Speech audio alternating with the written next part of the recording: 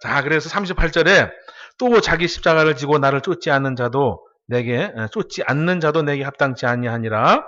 자기 목숨을 얻는 자는 잃을 것이요 나를 위하여 자기 목숨을 잃는 자는 얻으리라 그럽니다. 자, 여기서는 십자가에 대해서 한번 설명을 들어보도록 하겠습니다. 자, 먼저 십자가 누가복음 9장 23절입니다. 아무든지 나를 따라오려거든 자기를 부인하고 날마다 제 십자가를 지고 나를 쫓을 것이니라 그럽니다. 자, 여기서 우리가 이제 중요하게 봐야 될 게 뭐냐? 날마다 나의 십자가를 지고 예수님을 따라야 된다 이거예요. 십자가는 이 십자가라고 하는 것은 한 번 지는 게 아니다라는 거예요. 날마다 진대, 날마다 이 나의 십자가를 지고 예수님을 따라가는 겁니다.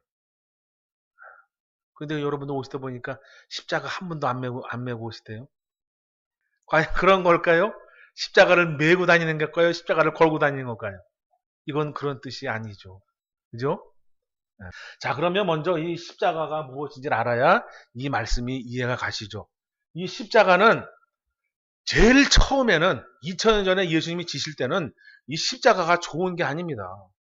범죄자가 지는 거예요. 그것도 사형당할 만한 사람이 지는 게 이 십자가입니다. 그리고 이 십자가를 짓는다는 얘기는 이 십자가 질 때 여기 하나 대못을 박습니다. 대못. 우리가 생각하는 그런 못이 아니라 우리가 생각할 때는 대못이 뭐냐면 정 있죠. 정. 큰 거. 막 이거보다 더 큰 거. 이것을 손에다가 양손에다가 그다음에 발을 겹쳐서 여기다가 콱 집어요. 그것만 해도 피를 너무 흘려가지고 그냥 피 흘려서 죽는 거예요. 그러니까 이 십자가형은 뭐냐? 사형당할 만한 죄인이 3개의 못을 박아가지고 피를 말려 죽이는 게 바로 이 십자가형입니다. 그만큼 잔인한 사형, 집행 그거예요. 그런데 우리는 지금 현재 이 십자가는 뭐냐? 십자가만 바라보면 눈물이 퍽 나고, 그죠? 십자가만 바라보면 가슴이 뭉클해지고. 그렇게 많이 이렇게 좀 바뀌었죠. 왜 바뀌었느냐? 십자가 자체는 나쁜 것인데 이 십자가 지신 예수님 때문에 이 십자가가 우리에게는 아름답게 다가온다 이거예요. 이 십자가를 지신 예수님이 왜 지셨냐? 예수님이 죄가 있어서 지면 아름답지 않죠. 그죠? 마땅히 죽으실 만하면 아름답지 않습니다. 그리고 십자가 지고 죽으시고 그걸 끝났으면 또한 아름답지 않습니다. 그런데 십자가 지고 죽으시고 3일 만에 다시 부활하셨기 때문에 이 십자가가 아름다운 거예요. 그 부활이 우리에게도 일어날 것이고 우리에게 소망이 될 것이기 때문에 이 또한 아름다운 겁니다. 그래서 지금은 우리가 생각하는 십자가는 저주의 십자가가 아니라 소망의 십자가요, 부활의 십자가요, 아름다운 십자가가 되는 거예요. 그래도 이 십자가를 우상화해서는 안 됩니다. 우리는 우상으로 바라보는 게 아니에요. 십자가를 보면서 저 십자가에 나의 사랑하는 주님이 지셨구나. 왜? 나의 죄 때문에. 내 죄 때문에. 여러분이 예수님 앞에 마음을 조금 열어서 보면 정말 죄가 무엇인지 예수님이 이 죄 때문에 나의 이런 죄 때문에 이 땅에 오셨고 십자가 지고 죽으셨구나. 이것을 내가 마음의 문을 조금만 열면 느껴지고 깨달아지고 믿어집니다. 이것은 어떻게 인간의 지식으로 설명할 수가 없어요. 이론적으로는 설명할 수 있겠지만 이건 여러분이 체험하셔야 되고 느끼셔야 됩니다. 그래서 내 죄가 뭔지 찾으셔야 돼요. 처음에는 양심적으로 찾고 도덕적으로 찾고 윤리적으로 찾겠죠. 그래, 나도 옛날에 욕했지. 나도 누구 마음 아프게 했지. 나도 누구 때렸지. 누구네 집 물건 훔쳤지. 이렇게 죄를 찾겠지만 조금 더 신앙의 깊이가 들어가면 그 죄가 아니라 내가 주님을 모르고 살아왔구나. 내가 주님의 은혜와 사랑을 저버리고 살았구나. 주님의 손길을 뿌리치고 외면했구나. 이걸 느끼면서 진짜 죄인됨을 여러분 예수님 앞에 고백하게 됩니다. 그러면서 예수님의 사랑을 더 느끼게 되는 거예요. 그러면 예수님의 십자가가 더 나에게 빛으로 다가오게 됩니다. 이건 여러분이 체험을 하셔야 돼요. 느낄 때 어떤 현상이 나타나느냐? 눈에서 눈물이 쪼르르르 흐르고 코가 이렇게 촥 나와서 대롱대롱 흔들립니다. 이렇게. 이게 콧물 감기 걸려서 나오는 코하고는 달라요. 정말 예수님의 사랑이 느껴지면 눈물이 나기 시작하면서 이 구멍이란 구멍에서 뭐가 다 나와요. 그러면서 막 내가 잘못했다고 회개하고 막 떼굴떼굴 구르는 사람도 있고 막 울며 불며 막 이런 사람도 있고 막 여러 가지 모습으로 나타납니다. 근데 공통점은 눈물과 콧물이 그렇게 난다. 그게 하루 이틀로 끝나는 게 아니에요. 그러면서 주님의 사랑이 여기에 다 느껴오게 됩니다. 그것을 성경에서 뭐라냐? 처음 사랑이다 그래요. 그 처음 사랑이 저와 여러분에게 있으셔야 됩니다. 한 번으로 끝나는 게 아니라 그때 그런 느낌이 그러한 사랑이 계속적으로 날마다 나타나야 돼요. 그래서 누가복음에 뭐냐? 십자가를 지는 게 한 번, 우리 예수님은 한 번 지셨지만 우리는 날마다 진다, 날마다. 그 얘기는 예수님이 십자가 지시고 죽으신 그 사랑을 내가 날마다 느껴야 된다는 얘기예요, 날마다. 날마다. 그렇지 않으면, 날마다 느끼지 않으면 내 속에서 불현듯 또 악한 생각이 떠오르는 거예요. 예수님의 십자가 사랑이 느껴지지 않고 그것을 날마다 만나고 체험하지 않으면 내 속에서 이 악의 씨앗이 나도 모르게 나타나는 거예요. 여러분, 그걸 욱이라 그래요. 욱하시죠, 그죠? 이 십자가의 사랑이 없으면 나도 모르게 막 뭐가 팍팍 올라오는 거예요, 이렇게. 응? 그럴 때마다, 올라올 때마다 주님의 사랑으로 누르시고, 주님의 사랑으로 누르셔서 나중에 빼버리시기 바랍니다. 저와 여러분은 얼굴에서 빛이 나야 돼요, 빛이. 빛난다니까 또 후라시로 이렇게 비치지 마시고, 에? 예수님의 은혜와 사랑으로 빛이 나시기를 축원합니다. 자, 한 구절만 더 읽어볼까요? 로마서 6장 6절입니다.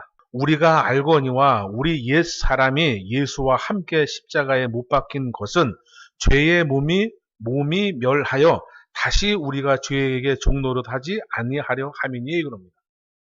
그래서 우리 예수님이 십자가에 못 박히신 것도 나의 죄 때문인 것처럼 내가 날마다 십자가 지고 죽어야 되는 것이 나의 옛 몸, 죄의 몸, 썩어질 몸, 천국 가는데 방해가 되는 몸, 생각, 이것을 죽이기 위해서 십자가를 지셔야 된다. 그래서 십자가 진다는 것은 예수님의 사랑을 늘 깨닫고 예수님의 사랑이 체험이 되고 예수님의 사랑이 내 마음에 와닿는 것을 십자가 진다 그러는 거예요. 할렐루야. 이것을 우리는 한마디로 은혜다라는 거예요. 은혜. 내가 만사 형통으로 잘 되는 걸 은혜라 그러는 게 아니라 우리 예수님이 말하는 진짜 은혜는 구원의 은혜다. 십자가의 은혜다. 죄사함의 은혜다. 이게 진짜 은혜인 거예요.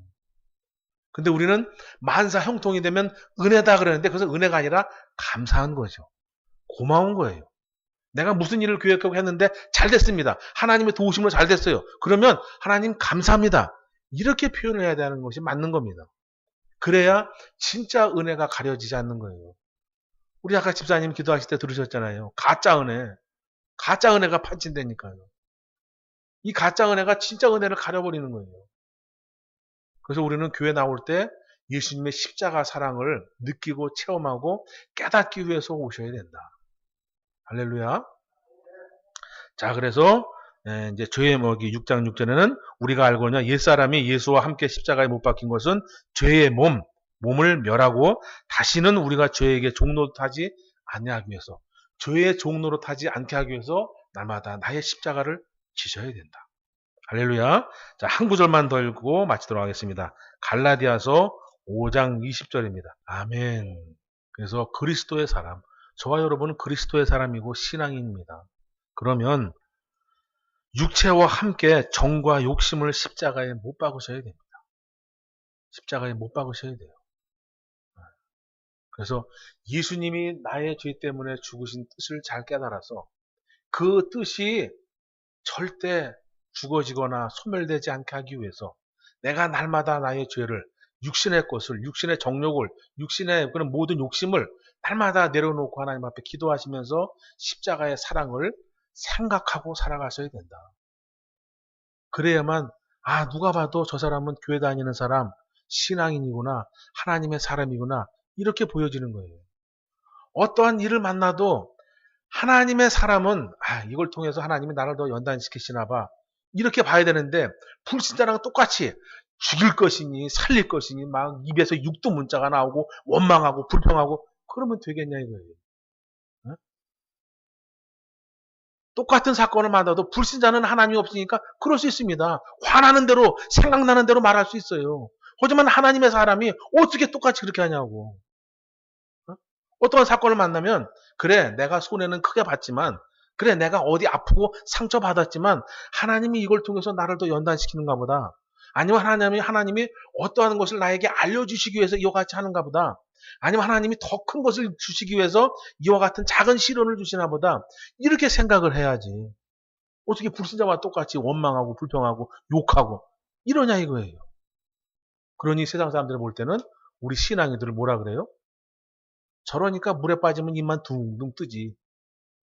그런 얘기 듣는 거예요. 여러분 절대 수영장 가시면 조심하셔야 됩니다.